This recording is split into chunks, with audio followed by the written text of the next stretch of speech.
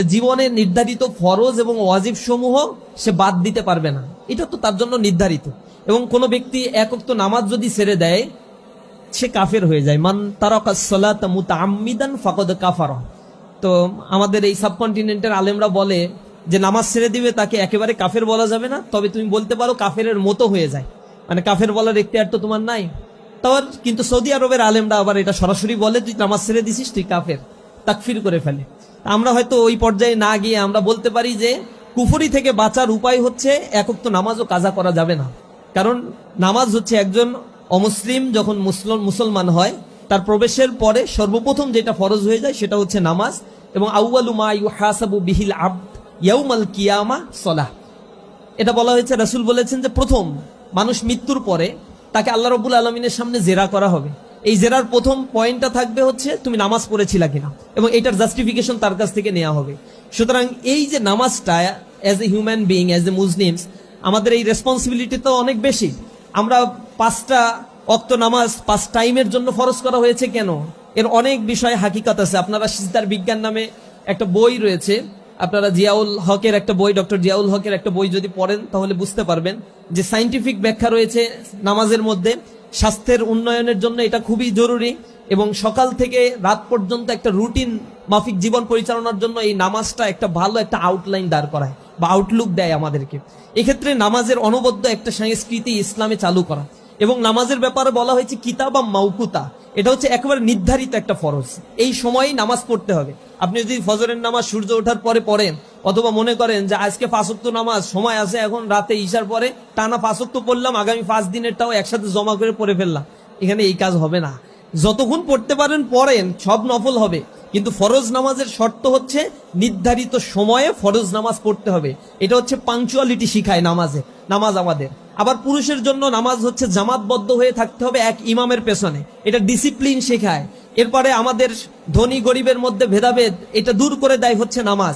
সামগ্রিকভাবে এই প্র্যাকটিসটা ইসলামে ফরজ করা হয়েছে, এবং নামাজ যে পড়ে সে আল্লাহ রাব্বুল আলামিনের সাথে কথা বলে। মূলত এটা বলা হয়েছে আসসালাতু মিরাজুল মুমিনিন, মুমিনদের জন্য একটা মেরাজ স্বরূপ। আল্লাহর সাথে মেরাজ মানে হচ্ছে ডাইরেক্ট কনভারসেশন করা হয়। তো কিভাবে কনভারসেশন করা হয় বিভিন্ন তাফসিরের মধ্যে আসছে। যখন আপনি দাঁড়িয়ে সূরা ফাতিহা পড়তে থাকেন, তখন আপনি যখন বলেন আলহামদু, সূরা ফাতিহার শুরুর শব্দটা, তখন আল্লাহ রাব্বুল আলামিন জিজ্ঞাসা করে লিমানিল হামদু ইয়া আবদি, তুমি কার প্রশংসা করছো এ বান্দা? তখন বান্দা বলে যে লিল্লাহ, আলহামদু লিল্লাহ, আমি প্রশংসা করছি আল্লাহ। আল্লাহ আবার বলে তুমি যা প্রশংসা করছো সে আল্লাহর কোনো পরিচয় আছে? হ্যাঁ। তখন বান্দা বলে হ্যাঁ আমি জানি তার পরিচয়, তিনি হচ্ছেন রব্বুল আলামিন, সমগ্র বিশ্বজাহানের প্রতিপালক। তখন আল্লাহ রাব্বুল আলামিন আবার জিজ্ঞাসা করে তোমার যে প্রতিপালক হিসেবে যাকে তুমি মানছো তার কোনো কোয়ালিটি আছে, গুণাবলী আছে, সে কিছু করার ক্ষমতা রাখে? তখন বান্দা বলতে থাকে আর রহমান আর রহিম, তিনি হচ্ছেন দয়ালু দয়াময়। রহমান শব্দটা আরবি গ্রামার সম্বন্ধে যাদের ধারণা রয়েছে, মাদ্রাসা ব্যাকগ্রাউন্ড থেকে পড়েছেন, এর একটা ডেরিভেটিভ আছে। আরবি শব্দের অনেক ডেরিভেটিভ আছে, তার মধ্যে রুট যেগুলো এগুলোকে মাদ্দা বলা হয়। এই রহমান রহিমের মাদ্দা হচ্ছে রহামিম, রেহেম থেকে আসছে। কোরআনে আল্লাহ রাব্বুল আলামিন এই রেহেমের কথা বলেছেন আল্লাযী তাসাআলুনা বিহি ওয়াল আরহাম, ওই হচ্ছে তোমরা যেই রেহেমের উদাহরণ দিয়ে পরস্পরকে পরিচয় দিয়ে থাকো, যে ও আমার ভাই, ও আমার বোন, ও আমার খালা, আমার মামা। এই পরিচয় আমি কেন দেই? কারণ আমার মায়ের ওরসে গর্ভে আমি জন্মগ্রহণ করেছি, আর এই রক্ত সম্পর্কের কারণে আমি সম্পত্তির মালিকানা পাই, আমি আত্মীয়তার মালিকানা পাই, সামাজিক একটা বন্ডিংস, সোশ্যালিজমের মধ্যে সোশ্যাল একটা বন্ডিং, সোশ্যাল স্ট্রাকচারের মধ্যে আমি ঢুকে পড়তে পারি।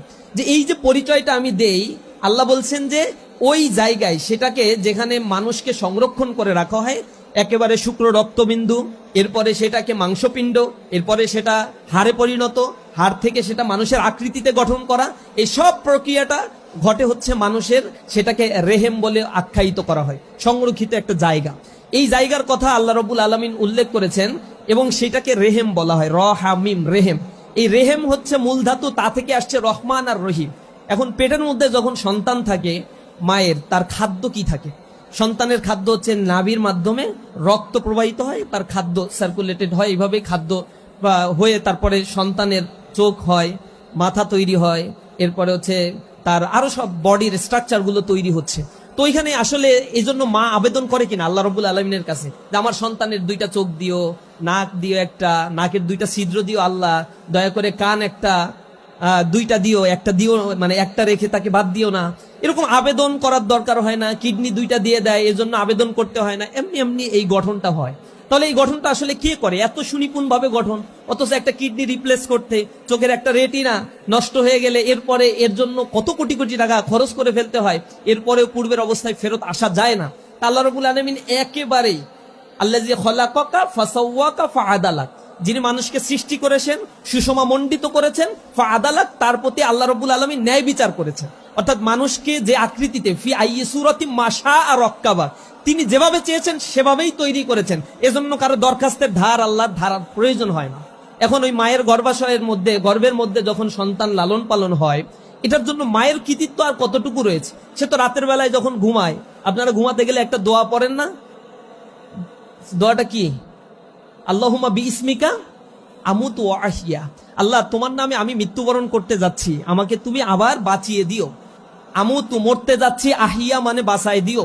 এইটা বলেই আমরা কিন্তু ঘুমাতে যাই, এটা হচ্ছে খণ্ডকালীন একটা মৃত্যু।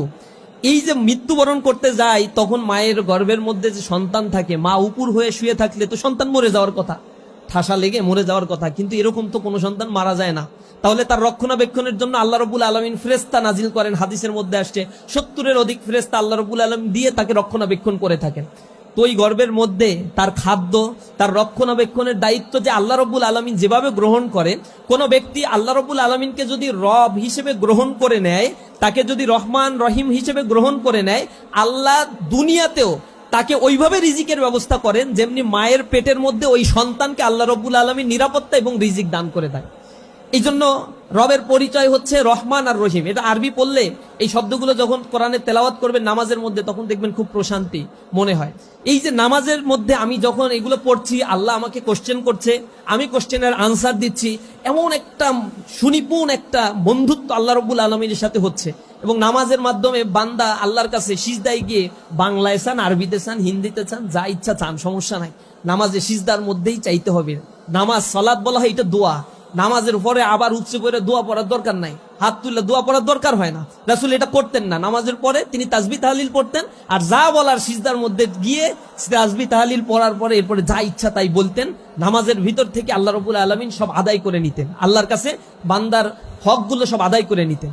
এগুলো আমরা আসলে বুঝি না, নামাজের শব্দের অর্থ পার্টিকেল গুলো আমরা জানি না, এগুলো বুঝতে পারি না। তো ইসলামী ছাত্র শিবির কি করে? এই নামাজের প্রতি লায়াবল করে তোলে একজন স্টুডেন্টকে, এবং বলে যে তোমার আত্মার প্রশান্তির জন্য এটা প্রয়োজন।